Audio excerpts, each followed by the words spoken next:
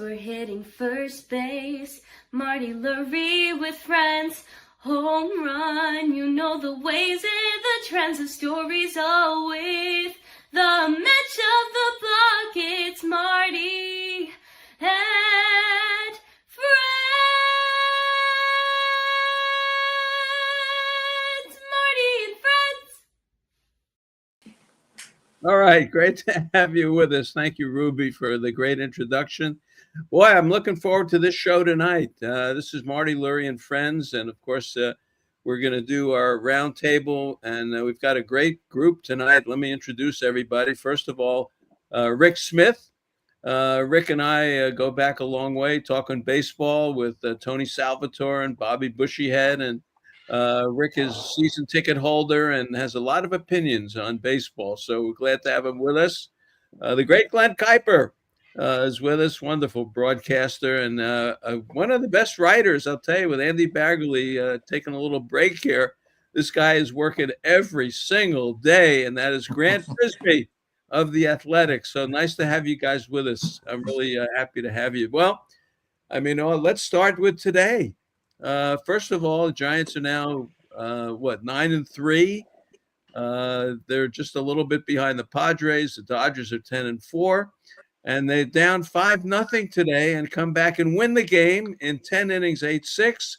And Mike Yastrzemski knocking one over the wall. And, I'm going to start with Mike Yastrzemski. I want to say that.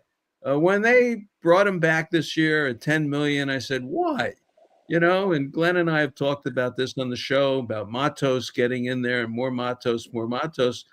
I think Yastrzemski is having quite a season so far. And Glenn, I'm going to start with you on this one, because we've talked about this a bit.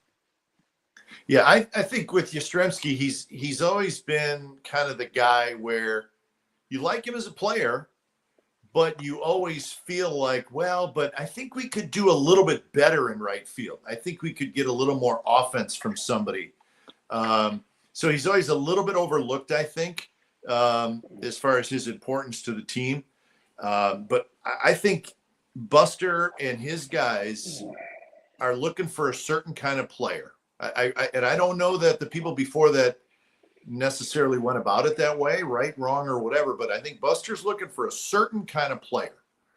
And he feels like, and Bob feels the same way, that Yaz is the kind of player they like. Now, would you like to have a guy in right field who's hitting 30 homers and driving in 110? Well, of course you would, but those guys aren't just growing on trees. So I think they really like Yaz as a player. I think he's a little underappreciated. He's a Gold Glover in right field, I think, or he could win a Gold Glove. The batting average is never going to be high. He's going to strike out some, so he's not a perfect player, but he's a pretty good player. And I do think he's overlooked by Giants fans a little bit. And I wouldn't be surprised if he puts together a really nice year this year.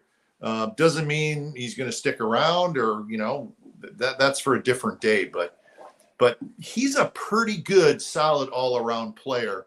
And I hope as the season goes on, he starts to maybe get a little more respect. Yeah, he's hitting the ball pretty well. And look, He hit the walk-off today. Was it in the Cove? Did that go in? Yeah, it was. It did go in. Okay. And they walked it off in 10 innings, 8-6. They were down 5-0, 6-1. And he came up and just knocked it out and won the game in the 10th inning. Grant, let me ask you that about Yastrzemski, because we've all talked about Matos, get him more at bats. I'll tell you something. I'd rather see Yastrzemski hitting right now than Matos. It's funny because when you go back to, it was Bill James who said a lot of teams, they make the mistake of talking about what a player can't do, right? And back then he was talking about Steve Alboni, and well, he gets on base and he hits, but you're looking at what he can't do. He can't play defense. He can't run the bases well. Well, now it's kind of flipped, and we're in this era where Yastrzemski is the kind of player who's doing these things well. He's fielding, he's running the bases. Every year you can get something out of him. He's been a 2-win player for each of the years he's been with the Giants, and it's easy to look at what he can't do. He's not going to hit 300. He's not going to be the offensive presence, but what he's been very reliably since he's been on the Giants is a player who helps them win more than the average outfielder. It's not flashy. It's not always sexy, but he helps the Giants win more than a lot of his peers would. And that gets overlooked. He's become sort of like the Brandon Belt, where it's just so easy to see what he can't do that you focus on it and you're overlooking all the good things that he might be contributing. Boy, we have our chat going, and I'm glad to hear from everybody. If you have a question tonight, absolutely put it in the chat, because we've got some good people here to answer your questions. So please do that. Rick Smith, Yastrzemski now goes to Yankee Stadium, and the ball is flying out of there, but they had 25 home runs in like 8 games or something like that. I'm going to put the over-under at 2. I'd say 2 out this weekend. Well, I've always liked Yastrzemski as a fourth outfielder. I agree with Glenn. He's the best outfielder, and he's right with Chapman as the best fielder on the team. He's right there. Got a great arm, doesn't make any mistakes or very few mistakes, runs the bases well. But he gets into these prolonged slumps where he can't make contact. So I think, having Matos around is a good idea. Although Matos is the opposite of Yastrzemski, making mistakes. I mean, right now, go with Yastrzemski if you want, but I'd rather see him as a fourth outfielder. All right. Well, I like what I'm seeing right now from him. But I'll tell you, there's so much to talk about today's game, and I think the place to start is Verlander, because look, this starting pitching has been outstanding. The bullpen is the second or third best in baseball right now, and certainly kept the Giants in the game today. Verlander had the 1 inning, gave up 5 runs, and heck, the Reds only scored 6, the rest of the game, 1 run. So let's talk Verlander. Rick, you were at the game today. What did you see with Verlander? Yeah, well, I didn't think he was great, but he did hang in there. He looked 42 to me, because once he got to the third and he threw, I think, 30 or 35 pitches, he looked like he was almost out of gas, like he was in the last outing, but he came back. He's a veteran, and he's a Hall of Fame pitcher, so he's great. But he looked pretty fatigued to me, and I think they were worried about him at that point. But I want him on the team. I want him on the starting staff for sure. Yeah, Glenn. Yeah, I mean, listen, and yeah, he was running on fumes there in, what was it, the 3rd inning, but. Yeah. But that, I mean, I think a lot of guys, if they're throwing 30, 35 pitches in an inning, they're going to look like they're on fumes. But I think he was determined to stay in the game and get back out there. And he did, and he ended up pitching into the 6th inning, which I thought was pretty impressive. He wasn't great, but I thought his stuff was decent. I mean, he had 9 strikeouts. And in that 3rd inning where things got a little wonky for him, there was a slow roller to Chapman. Guy beat out. There was the ball that bounced over Wade's head, a big chopper. You don't see that a lot. There was a ball hit up the middle with the infield in. So it wasn't like they were ripping shots all over the place. So I think the stuff is decent. I don't know that he's going to dominate like we've seen him in years past, but I think he still will be a good starting pitcher for the Giants. And guys like that, future Hall of Famers, when they feel like they got something to prove, I never bet against a guy like that.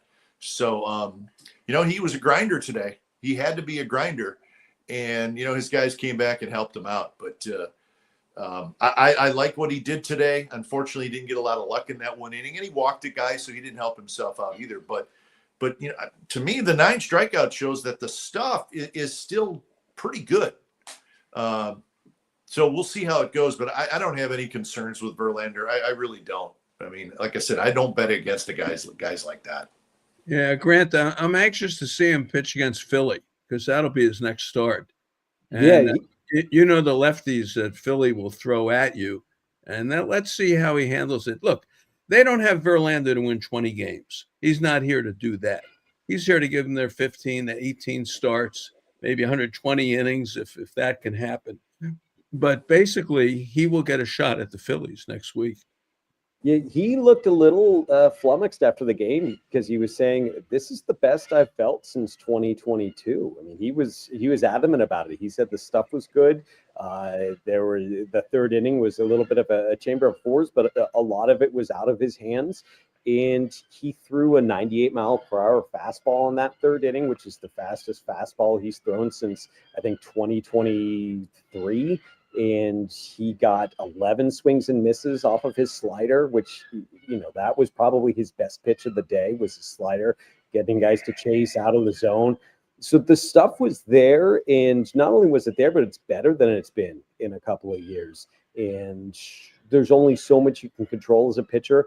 But in his 3 starts, I haven't seen a lot of red flags. I haven't seen a lot that's made me go, uh-oh, this is the end of the line. To the contrary, I've seen a lot that's made me think, yeah, this is a starting pitcher with something to offer. Again, you're not going to be 200 innings, not going to be a Cy Young contender, none of that, but a pitcher who could help the Giants, and more importantly, one of the 5 best pitchers in the organization right now, because the Giants are deep. I think he can be one of the 5 best starting pitchers in the organization this year. Boy, they came back today. For everyone who's joining us, they went 8, 6, and 10 innings today, and it's kind of like a postgame show. I like this, because you look and see what happened today. Boy, for me, one of the biggest hits of the day was Patrick Bailey. They didn't turn him around last week, and he beat him with a single up the middle off a right-handed pitcher. Remember, I know I commented on Francona, said, come on, you got to turn this guy around. Well, they turned him around today with, Taylor Rogers. And I'm telling you, he's crushed a triple. And that kept that inning going and got them back in the game. For me, look, he's not a great hitter. He's really off to one of those starts. He's, 5 for 30 or something like that. But when you analyze this game today, the Patrick Bailey triple to me was a huge hit. And Grant, we can start with you. Yeah, it was, because you're going to have in the modern game, you're going to have guys who look bad on swings when they're chasing. You're going to have guys who they're aggressive and they're going to swing it a lot at pitches out of the zone. What you need to see from someone who's struggling like Bailey is to not miss the pitches that are right where he wants them. He had an at-bat earlier where he took a hanging breaking ball from Nick Martinez and did what he was supposed to do with it. And this one, he's flipped around. He's against the lefty Rogers brother, and he had a really good opposite field approach, sent one into that triples alley. And triples alley, who was it named for? Or, when did it come? Doug Mirabelli, right? That was the first triple where everyone's saying, okay, so that's going to be a triple every time it's out there. And now it's come back full circle. You got another catcher running around the bases like he's Lou Brock. Huge hit. Huge.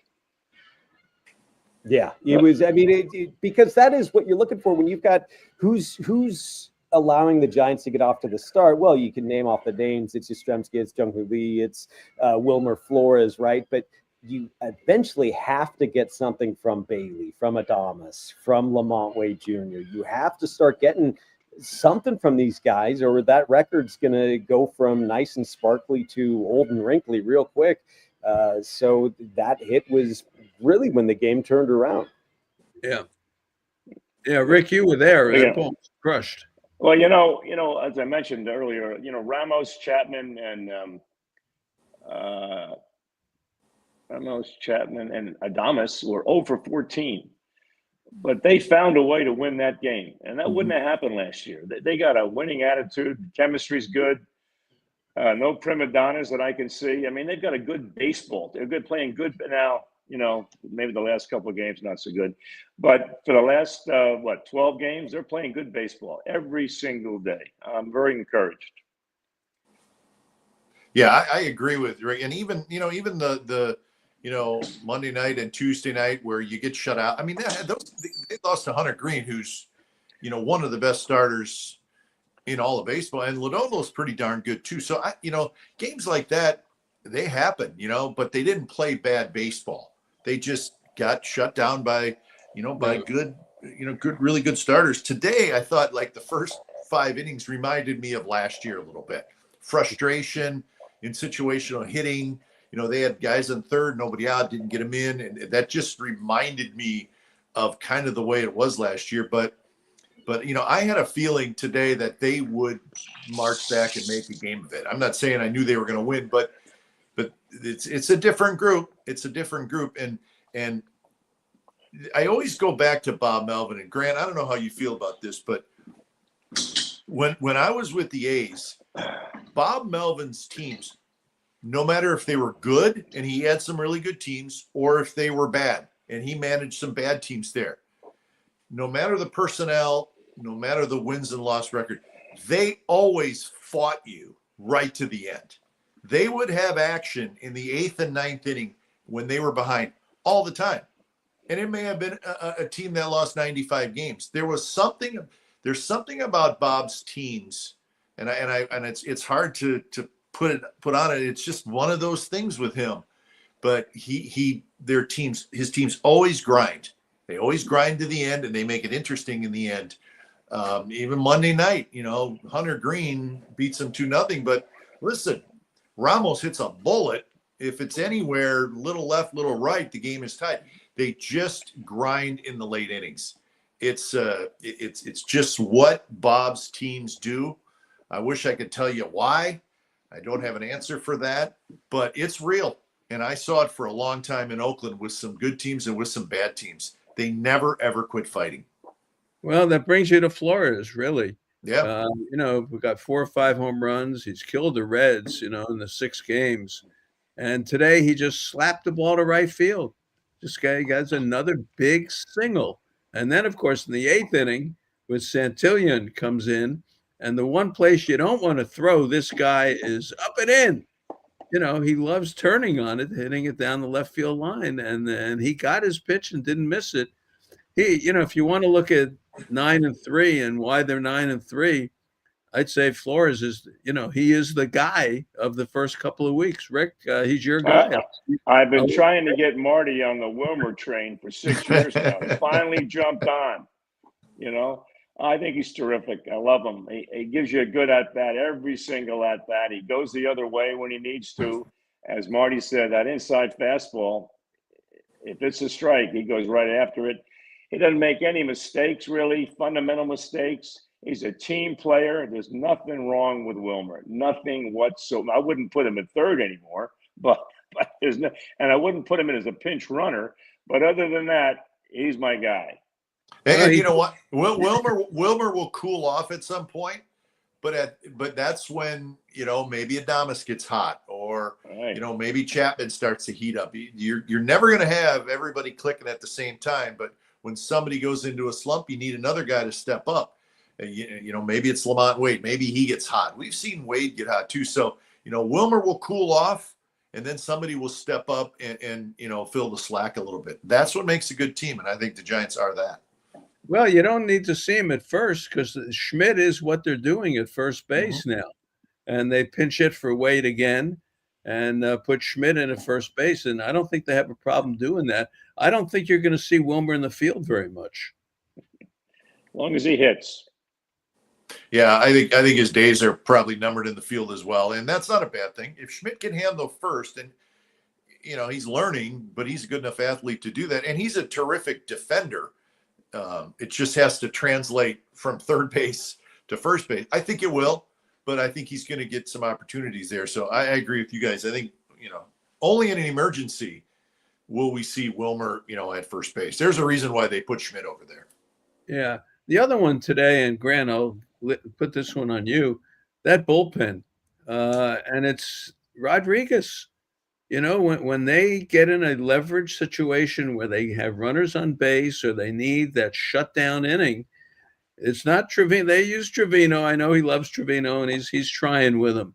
But Rodriguez, for me, they bring him in and the door is shut, and it allows them to keep a lead or to get back in the game, which they did today. I think Rodriguez, for me, is the standout of the bullpen right now. He's one of those guys like Elliot Ramos, where it feels like he's been in the system for 2 decades, right? Like, you just keep hearing about this kid, and he's throwing 100, and boy, if only he could throw strikes. And for years, it's if he could stay healthy and throw strikes, and then all of a sudden he's starting to throw strikes, and he's starting to fill up that zone. And once you do that, it opens up. I mean, he has a great slider, obviously, so it's not just about the heat, but once you start making hitters worry about that fastball in the zone and not just in one specific spot and just, I'm going to wait for him to make a mistake because he has to come in. Well, once he's got that sort of ability and he's proven it, then you start leaving him vulnerable to the slider. And that's what you're seeing. He's a pitcher now. He's not a thrower. And for most of his time as a prospect, he was a thrower. And so it's really exciting. I mean, because if you think about last year at this time, you didn't necessarily know what you're going to get from Ryan Walker. You didn't know what you're going to get from Randy Rodriguez. And a year later, you've got what looked like two cornerstones, two pillars of a bullpen that can scare teams. So it's not nothing that the Giants that they came back with the help of this bullpen. Yeah, this guy is terrific. I'm telling you, he's standing out. So, which brings the question, Rick and Glenn and Grant, what do you do with Doval? And again, Well, it's a player in a slump, but what do you do? I have an idea. I'd send him down, let him work on his game, but to leave him in there, wait for a 10-run lead or a 10-run deficit, that doesn't serve any purpose. That serves no purpose because he's got a problem with the pressure. He's got a $1 million arm and a 10-cent head, period. So, but you can't trade him right now. I mean, you can't trade him the second week of April. I know Posey probably doesn't want to get rid of him. Send him down there, work on it one more time. And when you bring him up, put him in the 6th or 7th inning and see how he does and work at it for a while. But if it doesn't work out by July or June, maybe, you got to let him go. Trade him.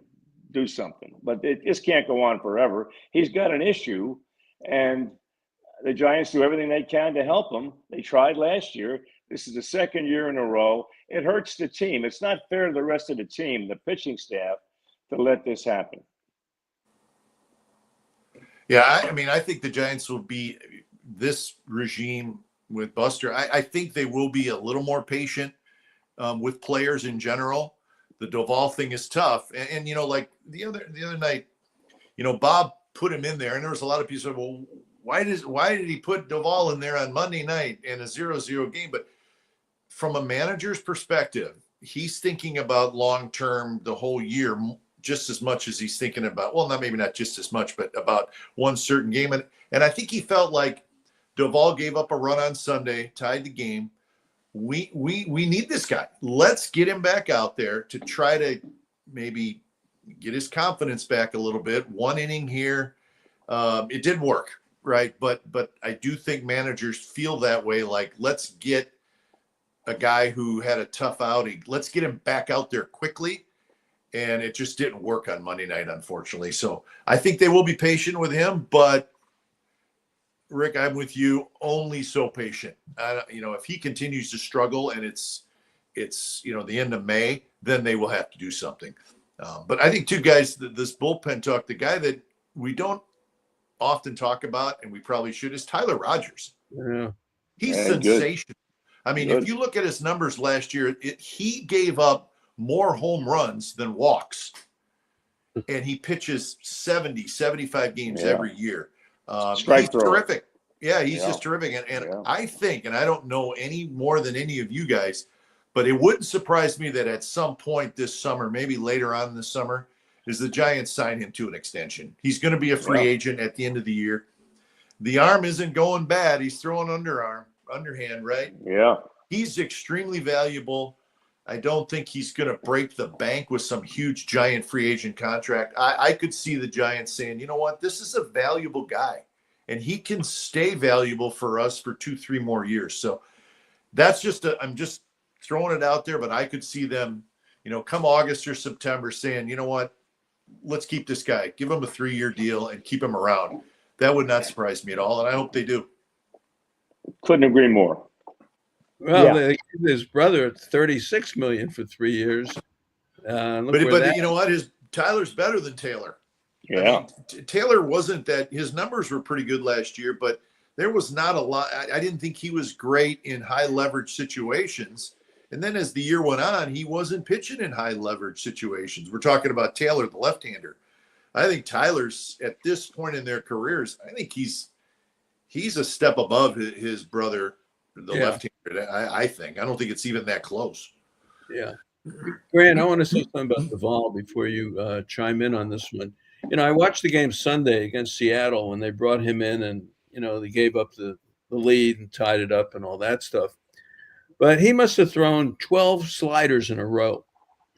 He won't throw a fastball. Guy throws 100, and he doesn't have confidence. That's in my opinion in his fastball, and he just sliders, and this is what happened to him last year. He was slider crazy, and I think that's where we are with him right now. Until he can come in and throw that 100 over the plate and get people out, I think it's a problem.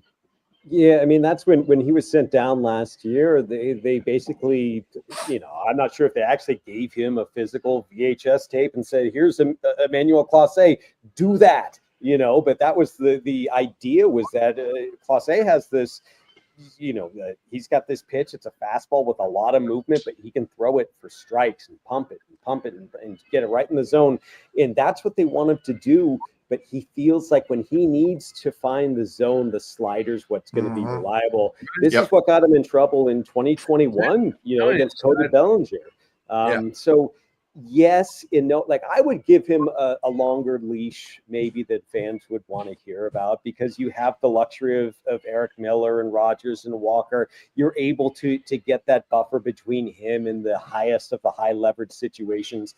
And it's just, if you're not using him, that means it's going to be more innings for Trevino, or it's going to be the next man up, whether it's Sean Jelly or someone, if Doval is not around. There are going to be innings that are going to be taken by someone who is maybe not the most appealing option. So I think you do have to stick with him for a little bit and just hope, because he was doing great all spring. That first road trip, Ryan Walker's got the back issue. He's out there and he's looking comfortable. He's throwing strikes. He's getting outs, making hitters look silly. That's going to be his upside, and his ceiling's hard to touch. And if you can get that ceiling with the guys like Miller and Rogers and Walker, Rodriguez, I mean, it's a bullpen to fear, especially if he's right. So I would have a little patience with him. All right. Glenn, before you got to run, let's get your thoughts on the road trip coming up. The Yankees, look, they won today against Detroit, but lost the series 2 out of 3. Will Warren, come on, Carrasco, Stroman, this is what we're talking about. Rodon, and you're coming in with Hicks and Logan Webb and Robbie Ray and that bullpen and Jung-Hoo Lee. You get that, then 4 with the Phillies, and then we'll be on again before the Angels series, which the Angels are playing great too. So let's get your thoughts on the trip.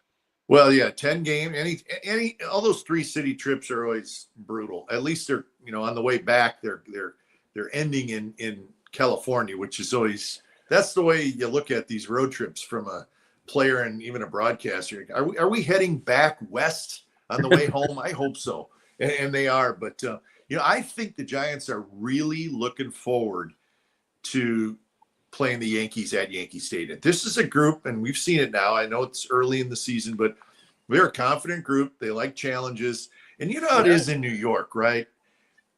Like nothing else, nobody else matters. No other team matters when you walk into Yankee Stadium except the Yankees. Their fans are like, the Giants, who do they have again? Oh, Chat, that's right. They just act like every other team is just, oh, yeah, okay. So, and I think players know that, and they kind of enjoy that. So you go in there, and there's not a player out there who doesn't like going into Yankee Stadium and playing. It's super fun. And it's kind of a us against the world type thing, because the fans are on top of you and they're into it. And I think that they're excited about this. And it's going to be a good flight there, because of what happened today. But they know they're a good team. And I think they're going to be just fine. The Philly thing's always hard. That's a hard place to play against I mean, they're good. They're really good. They got good pitching, and, so you always feel like it's kind of a survival thing, especially a 4-game series. And you get to Anaheim, and, Anaheim's, they got a lot of young players playing pretty well for Wash, but I'm looking forward to the Yankee thing. I think the Giants are too. They're walk in there with their chest out a little bit and show the people who they are, because I'm telling you, Yankees fans, they can't name 5 Giants players right now because they just don't care. So let's see what they can do there. I can't name 5 Yankees. Seriously, on the pitching staff, can you name? I had to look them up today to see who they have as pitchers. It's all about them. They always seem to have some issues. Stanton's hurt and they got guys banged up, and they always have some issues, and it just seems like they're not quite as good as everybody thinks they are. They're still a really good team. I mean, let's be honest, but they're always viewed as like this. Yeah, and then they're not quite as good as you think they are, or they think they are, or their fans think they are. So I'm looking forward to it. All right. We'll let you go. I know you got stuff to do tonight, and we'll talk to you next week. All right. Rick, good seeing you. Grant, you're the best, buddy. Thank you, Glenn. Nice article on the uniforms too. I didn't agree with you on everything, but it was very well thought out. Grant is good. I can't wait to read him. He's awesome. This is a good tease because we're going to take a break and we're going to talk about the new uniforms when we come back. The City Connect uniforms. Grant wrote the longest story in the history of sports on the uniforms last night. All right, we'll take a break and be right back. Gene Bagato checked in from the Tides up in Bodega Bay, and he said while the crab season hasn't produced great quantities, the crabs that have been delivered have been excellent. Down at the wharf, fresh crab is readily available for guests to enjoy, either in the restaurant or in the fish market to take home, along with all of the other varieties of seafood delicacies. And across the highway up at the inn, large, comfortable rooms are readily available at winter rates for those who want to get away but don't want to deal with 8 hours driving up to Tahoe. So if you're looking to get away for the day or a weekend, remember the Tides Wharf and the Inn at the Tides in beautiful Bodega Bay. It's been a pleasure working with Rick Robin this year. Rick Robin, ROBBEN, NapaConstruction.com. Rick, the last time you were on with us, you told us about kitchen and bath remodeling, but there's a lot more going on up in your area. Yes, there is. ADUs, auxiliary dwelling units, which are nose to ground units. We can do your existing garage, attached garage, even building a new unit in the back. And so what we do is come out, bring our architect out there. Such a great thing. No sewer hookup fees, no water hookup fees. So that's what we do. Rick, how does one start the process with you? How does one get in touch with you? Oh, you call Tammy, 707-332-7575, 7 days a week. Rick Robin, ConstructionNapa.com. Rick, the thing I like about this, no problem for me. You come out with the plans, the permits, everything is in-house, no fees, and you get a new unit that you can rent out and get money back on your investment right away. I like it, Rick. Thanks, Marty. Love talking to you. Rick Robin, ConstructionNapa.com. Terrific. Well, we're joined by Eric, of course, one of our producers, along with Ryan, and of course, we know him, Eric from Beale Air Force Base. That's me. I've with Eric for about 15 years here, so glad to have Eric with us. Grant, I'll start with you. The City Connect, they made a big deal about this. I mean, it's almost like signing Judge, getting these new uniforms. You wrote about it. What's your take on it, honestly? I don't know. I get a little uniform fatigue because they're just trying to sell. I know that every piece of the uniform is supposed to tie into one piece of history, and you've got the violet. It has nothing to do with the Rockies or the Sacramento Kings, but it's the 1916 Giants, and it's a throwback to the old John McGrath. They're just trying to sell gear, right? And so I'm going to evaluate it based on that. And I know that I'm getting older and grumpier, but I don't like them. I don't like change. I don't like, when I turn on the TV and when it was the French vanilla, and now this, I like them a little better. I will say I like them just the teensiest bit better than the creamsicle. That's what I meant to say, not French vanilla, but the creamsicle. I like them a little bit better than that. I still don't like them. And sometimes you'll get a City Connect that's really good. I think the Marlins had a good one for a while. The Astros, I think, looked really sharp. This one, a little busy, little funky. There's a lot going on in that uniform. As FP said on the postgame show last night, the Sox are tied into 1912 when I did the postgame show that year, which, of course, you take a nice shot at me, of course. But, Rick, what do you think? Well, I agree with Grant. It's a way to make money. It's a shtick. The other one, it's better. They've gone from roller derby to softball. At least it's a little better than the first one was. The first one was horrible. But I like traditional uniforms. The Yankee uniform, the Cardinal uniform, Cardinal hat. I like the old style uniforms, and the old, the new, whatever you want to call it, Giants uniform is great, still great. But this doesn't do much for me. It's a way to make money. Let's face it. Yeah, it's a little bit like a Little League softball uniform, but I could care less, to tell you the truth. I mean, I'm here to see the game, and that's the deal. And if that gets people excited to come out and make the game more exciting, more power to them. That's how I feel about it. Exactly. That's how we felt about the Coliseum, where it was like everyone's running down the Coliseum. It's like you sit down and okay, it's not that fancy, but is there grass? Are there white lines that extend towards the fence? Then yeah, it's a great place to watch baseball because that's what's in front of you. And so once you get over the shock of these big 1990s video game letters on the front or whatever, it's baseball. Yeah, exactly. No, I'm with you on that. But you did a good article. People should go to The Athletic and subscribe just to read this about Grant made a story about the very, very nice work. Let me tell you. All right. Let's talk about the Giants in a way. We've got 12 games. Starting pitching has been, I think fairly decent. A couple of bumps along the way, but nothing major. Bullpen. But I want to talk a little bit about your view of the ball club. As I said, if you pitch and catch the ball, you can win. If you don't pitch and catch the ball, you'll never win. Now, they catch the ball pretty good, and they pitch pretty good. Hitting is still very much up in the air for me. So 12 games. I'm still a little worried about the offense, where it's going, but there have been some very positive parts of the offense so far. So let's get your take on the first 12. Rick, you can go first. Well, yeah, I like them. I think they're a good team. I think they have more than they had last year. I agree with Marty. The concern is the hitting. The pitching, I think that bullpen is almost as good as it was 10 years ago. And they got a good bullpen. They can do what they want with Doval, but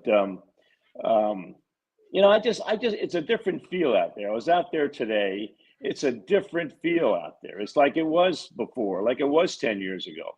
And I think that chemistry, I know some people say it doesn't count at all. I do think it counts. And you had a feeling they were going to come back today, where years past, I don't know. But they got to hit a little bit. Every team's got to hit a little bit. And as I mentioned before, those three guys in the middle of the order, 0 for 14, is not going to work all year long. So, and you're not going to do anything about them. And I like Fitzgerald. I hope they keep him in there. He's making some mistakes, but he can run. He makes things happen. And Adames will be okay. Adames is going to be Adames, going to strike out a lot. But that kid Lee in center field, wow, he's terrific. I love him. I think he's great. Right next to Wilmer, I love Lee. Okay. All right. Grant, where are you on this thing after 12 games? 12, I mean, that's the issue is going to be the offense. That's what I thought before the season. That's what maybe you're allowed to forget a little bit when they're scoring runs on the road in Cincinnati and in Houston. But those two games where they're shut out, and I get it was Hunter Green, and I get that, it's not always going to happen for you at Oracle Park, but it was a little bit of a wake-up call, like, this team isn't guaranteed to score 5 runs a game. There are going to be some lulls. There are going to be some down spots. But listen, if Lee is the real thing, if he's going to be the kind of guy who can hit like Luis Ariz when he's going at his best, except you're getting the speed and the defense as well.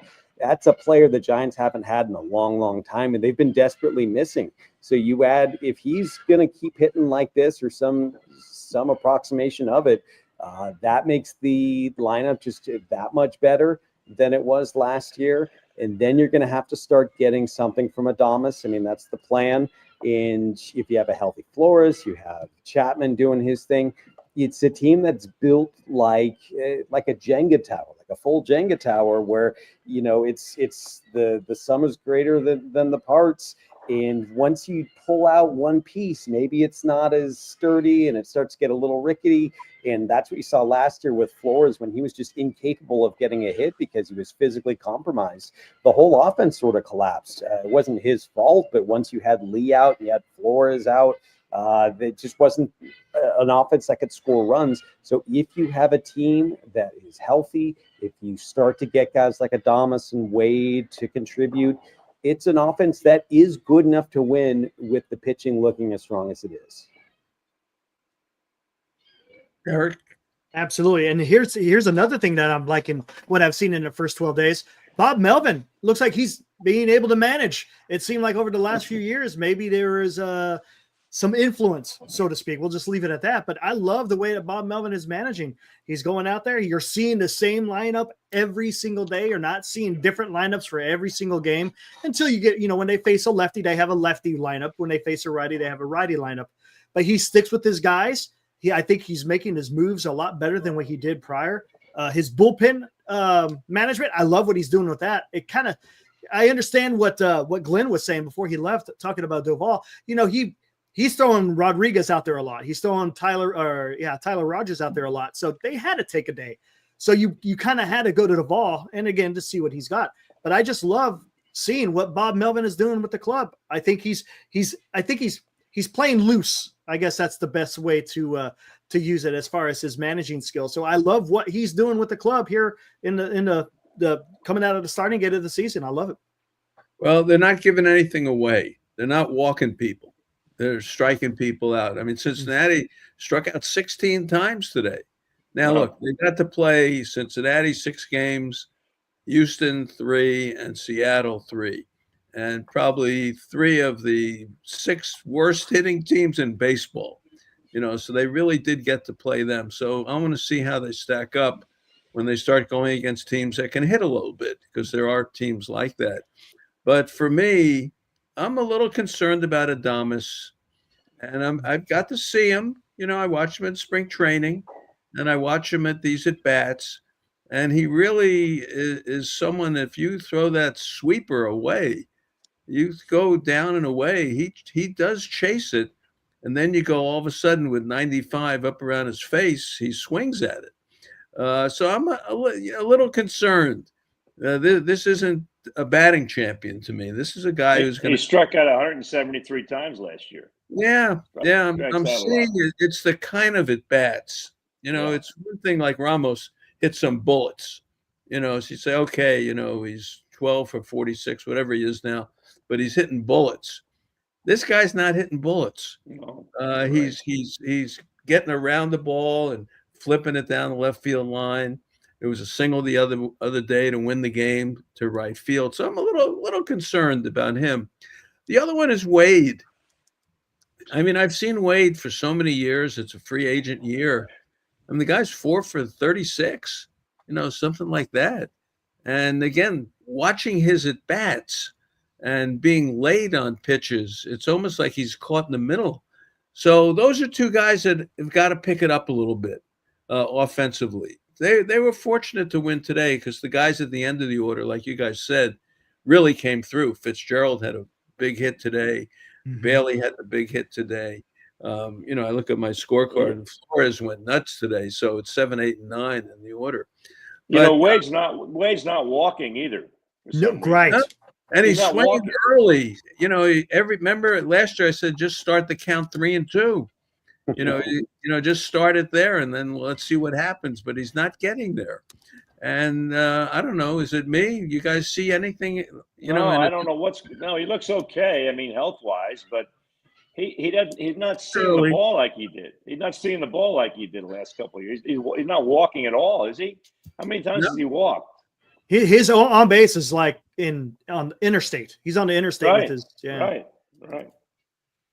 Yeah, Grant, what do you see in those two at least? He's still not chasing a lot, which is good. That's like the old Wade. But the caveat there is that, okay, he's not chasing, but he's not hitting the balls in the strike zone as well.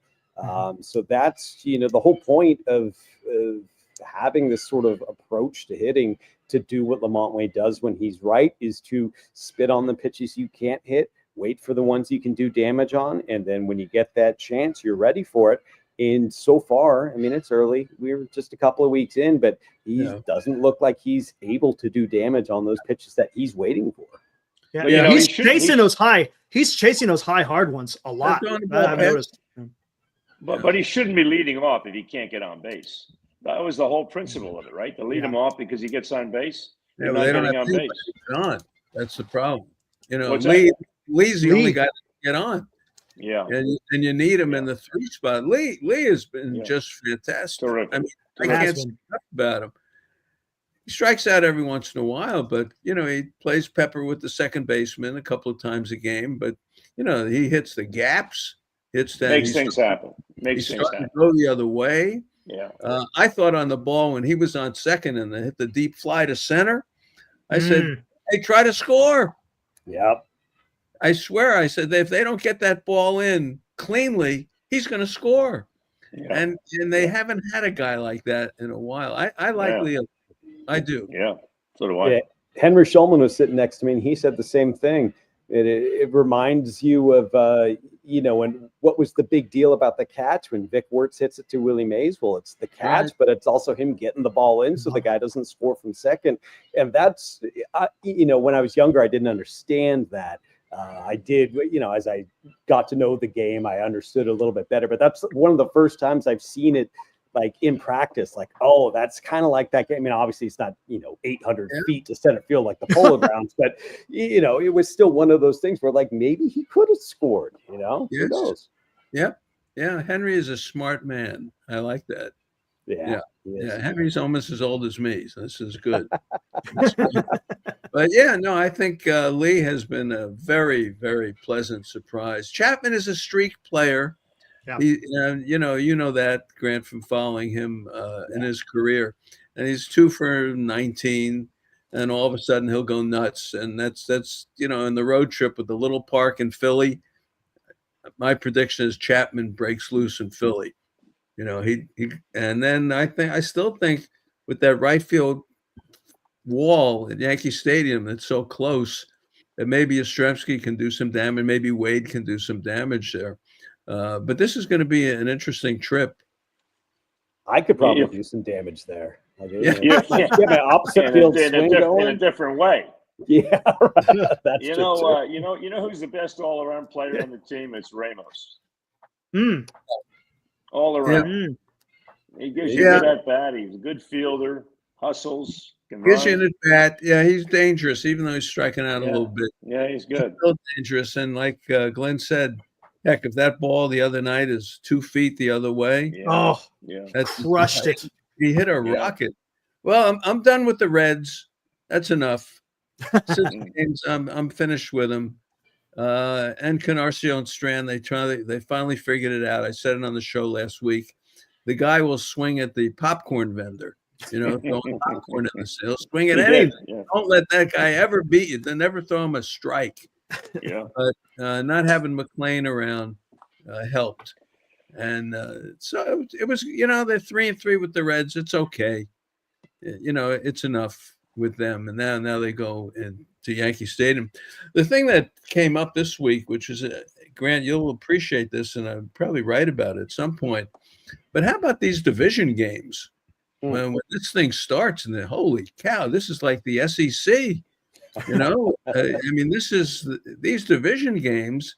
You got 13 against 3 other teams. That's 39, and you better beat Colorado. Right. You better not go 7-6 with Colorado. But how about those other 39 games against Arizona, the Dodgers, and the Padres? Come on, how about that? And to look forward to. We're not even thinking, but wait till that happens. notes. Well, we're not thinking about because one of the first Dodgers games I was like June. Right. Yeah. It's wild, but then you get your heap and help of them in September. So be careful what you wish for. Yeah, they're mediocre against. They're 9-3 against mediocre teams, but you have to be 9-3 against mediocre teams. So at least they did it so far. Good. Yes, that's good. Yeah, those are teams that you had to win. You had to knock Seattle around, and they did. They beat them pretty good. So I think the beginning has been pretty good for them. What's your take on just generally baseball in general? There's a lot of injuries. I don't know if you've noticed that, but every day somebody's going down with a lat injury, a hamstring injury, and all this stuff. We got all that going on. Luckily for the Giants, they have been relatively injury-free here. And, you got to hope that continues, right? Yeah. I think the concern is the imbalance, the salary imbalance. That's a concern for me with baseball. The best teams pay more and more money. And how can a team like the A's compete? They just can't. It's not. There's no chance whatsoever. But every year it's going to be these teams that spend the most money. What's the Dodger payroll? $1 billion? Is it $1 billion? I mean, that's craziness. The Giants is what, 250 or 260 or so? I mean, and they're competitive, but it's tough unless you're a high revenue team. It really is. But look at the Dodgers. I mean, did you look at their pitching staff? Today they threw Knack today. Yeah. And he's back. They threw Robleski. Yes. Who's Robleski? I don't even know who Robleski is. Who is Robleski? Washington put 5 on him. I think James Never heard of the guy. The 2 homers. But look, I hate to say it because it's early and we got 150 games to go. Maybe the Dodgers are not quite as invincible. They got to go back to back. It's the hangover, the World Series hangover. I'm getting the feeling that, Washington played them pretty tough here. Detroit gave them some trouble. They did beat them at home. Maybe the Dodgers aren't invincible. You know what the over and under is for the Dodgers? 98? 108. 108. Never. You got to take the under on that. Got to take the under. I think so. Baseball history. I think so. Right, but do you get that feeling about the Dodgers a little bit? That maybe it's not quite as dramatic as we thought. They're not. Yeah, they're not catching the ball. Like they want to. They do have their the big stars in the lineup. They're going to be doing. They miss Freeman thing. though. They miss Freeman big time. Absolutely. But it's not 1 through 9. Every guy is just a big slugger. It's a little top heavy. I still think they're the team to beat by a long shot, and that's in the division with some really good teams. I think the Diamondbacks 26-man roster has a chance to be a top 5 in baseball, but it's still the Dodgers are the favorite until proven otherwise. But they are just a teensy bit more rickety than you might have expected when the offseason was at its peak. Yeah, I get that feeling. So you got to watch them. As I said, there's 39 games with these 3 teams in the division. And, we talk about, you go on the road, you play, Milwaukee or something like that. These division games are going to be just unbelievable. Every one of them will be a fight. So we'll see, that to me, I'm looking forward to that a lot. All right. We'll take another break and come back, talk a little bit about Lee. I want to talk about Lee because Lee is, he's got the Jung-Hoo Lee guys out there now, right? The hooligans. The hooligans. Got that. They finally got a guy to market. They finally got a guy to have fun. What the analogy is, Marty? The analogy is Fernando Valenzuela. Yeah. Think about it. In a way, that's a good one. Yeah, let's talk a little Jung-Hoo Lee when we come back. We'll just take a quick break. Hey, it's Marty, and I'm here to tell you that it's time to discover the islands, and of course that means River Islands. They're celebrating 10 years of bringing the good life to Bay Area homebuyers. What's more, Del Webb, one of America's best-known builders for active adults in the 55 and over crowd, has just opened 3 neighborhoods at River Islands. They're building a huge community center on its own lake, all for buyers looking for a great lifestyle and a little less maintenance. I like that. Homes are priced from the 600,000s. Start your tour online at riverislands.com. Isn't it time for you to discover the islands? It sure is for me. Fans, joining us is Grant Power, President and CEO of Nations. Grant, last year we talked about the amazing breakfast at Nations. I'm going to ask you this. What's your favorite lunch? You know, I'm pretty split. I guess I'm kind of like a pitcher who has two favorite pitches they like leaning on. I'd say half the time I do the hamburger and half the time I do the wild salmon burger. It really depends on which protein you want. We love our beef supplier in Northern California. We've been with them for decades. We test our beef all the time. We sell ocean caught wild salmon. Friends don't let friends eat farm salmon. It's absolutely delicious. You know, to mix it up, I guess it's like a pitcher who has a two-seamer and a four-seamer, or maybe a four-seamer and a cutter. I actually go grilled onions on my hamburger half the time and raw onions the other half. Today at lunch, I got the French fries, but half the time I get the onion rings, and I had a wonderful slice of pecan pie. There's something for everybody, whether you like hot dogs or grilled cheese. It's really up to the individual what mood they're in, but my go-to is either the beef with the hamburger or the wild salmon, which is absolutely delicious. Wow, I love it. Grant Power, President, CEO of Nations. Grant, thanks so much. Pleasure being on. All right. Grant had to get going. Yep. I know he's got his story to write in the Athletics. So I'm really happy to have Grant Brisby with us tonight. All right. So Rick, Jung-Hoo Lee, they got a guy to make it finally. It's fun. You know, he had the single, double, triple. Then he hit the ball in the gap. And I said, boy, if that ball falls, he's going to have another triple. Mm-hmm. And he's just an exciting player. He gets on base. He'll steal a bag. He'll go first to third. He'll score. I like what I see with him. I really do. Yeah, he really makes things happen, doesn't he? I mean, he's got these fans are all crazy about him. He's impossible not to like. He hustles. He's a pretty good hitter. He catches the ball. He doesn't have a great arm, but I mean, he's accurate. You know what it is? He reminds me a little bit of Brett Butler, a little bit. He makes things happen. He's not a passive player. He really makes things happen. I think he's a terrific addition to the team. He only played 2 months last year. Yeah. When they lost him last year, it killed the team, and of course they lost Wilmer too. But boy, he's an important part of that team. I'm not so sure he should hit third, but I'm kind of old school. The power guys hit third and fourth, and then with Wade not getting on base. But the thing is, if they use somebody else, then I don't know. That's up to Melvin to figure this out. But you can't have somebody leading off that doesn't get on base, either walks or hits. You got to be patient with Wade because you know what he's done in the past. But let's conclude it with this one: the starting rotation. You know, we've talked about a lot of the defense has been fabulous. They've got like 2 errors, 3 errors or something the whole year.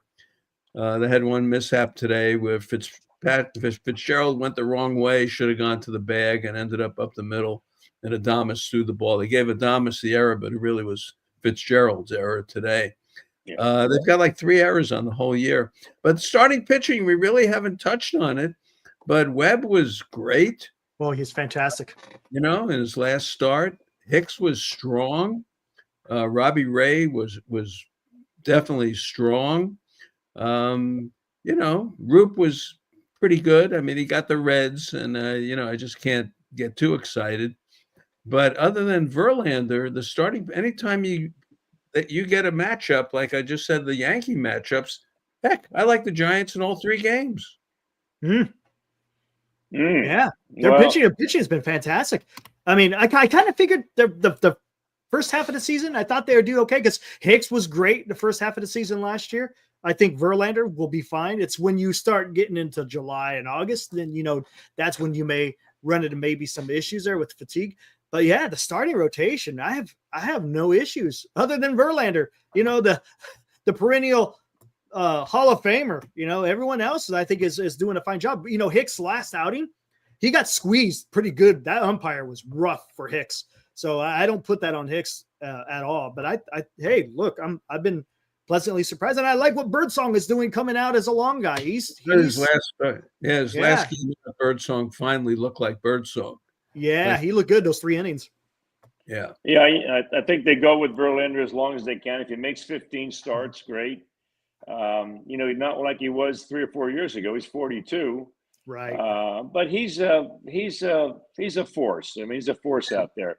Webb, that's as good as Webb can pitch. And when Webb pitches like that, that's beautiful to watch. Mhm. And Hicks pitched well, and then Roop, I mean, they got great pitching, and that's the strength. Just like it was when they won the World Series 3 times. It was pitching was the strength. You got to start with it. You got to start with it. 2 out hits today. Flores, 2 out hit. They slapped that ball to right field. Bailey, the triple was a 2 out hit. And Fitzgerald came up right behind him and knocked him in. And that put him back in the game. That was huge today. The one fielding mishap by Fitzgerald, and Rick, you pointed out the infield was in, ball was hit at him. I think he wanted to go to the plate. I think he took his eye off the ball, and the ball. Should he have had it though? I was at the game. I didn't see the replay. Should he have had it? It was hit pretty hard. He was in. And it's a tough play, but it looked like maybe he looked up before the ball was in his glove, and it got through. I hate to see him make a change though, and I'd leave him in there. Right? He's a good player. He got the hit to stay in there. I'll tell you that, because they're watching him carefully. I know coming out of training, they talked about it. I said, Fitzgerald, let's see where he hits and all that stuff. So there's some concern about him. There's no question. Flores ran into an out today. Yes. When the ground balls hit the Dela Cruz, I think he thought Dela Cruz just going to first with second and third, and he took off for the plate with nobody out, and he was out. That wasn't a contact play. No, he didn't go on. No, he read it and said, ground ball to short. They're playing back. They'll never go to the plate. And Marty, he's entitled to one mistake every 2 or 3 weeks, right? Yeah. They said his speed was in the bottom 7% of Major League Baseball. So was he that high? Never pick him. 7%. Never pick him to steal a base. Was he that high? Tony might pick him again for most stolen bases on the Giants. But the Giants had gone 21 innings without scoring a run. And today. So there's something, like Rick said and Glenn said, there's something about this team, something about them. And then maybe it is like the A's in that 9th inning, they just don't go away. So we'll see. But this road trip will be good. I'll be on Sunday morning, 7 a.m. for me, Sunday morning. I'll take 500 right now. Right now, I'll take 500. Yeah. I want to mention about you guys. Yes. Yeah, absolutely. On this trip, absolutely. The Philly thing is the problem. Yeah. The Philly one is the problem.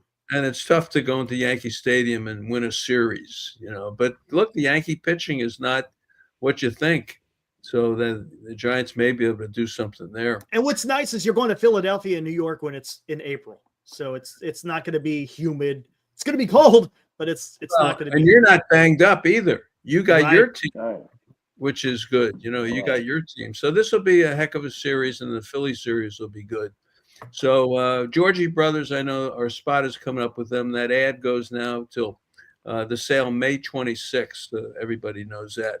So this is it. Marty Lurie Friends. Rick, thank you so much for being on. Sure, Marty. Enjoyed it. No, this is good. And Eric, nice job. Ryan, of course, great job. Ryan, you there? Always nice to say hi to Ryan. Yeah, he might come in when we're all done. All right. Yeah, but I appreciate Eric. Enjoy meeting you. Hey, it was great meeting you, Rick. Good to see you. All right. So next week, check your schedule, subscribe, and we'll be on next week. And it's fun to catch up during the week with Giants baseball. This is cool. All right, boys. All right. Have a good night, lot of fun. Okay. Take care, guys. Okay. Bye. Okay. Bye.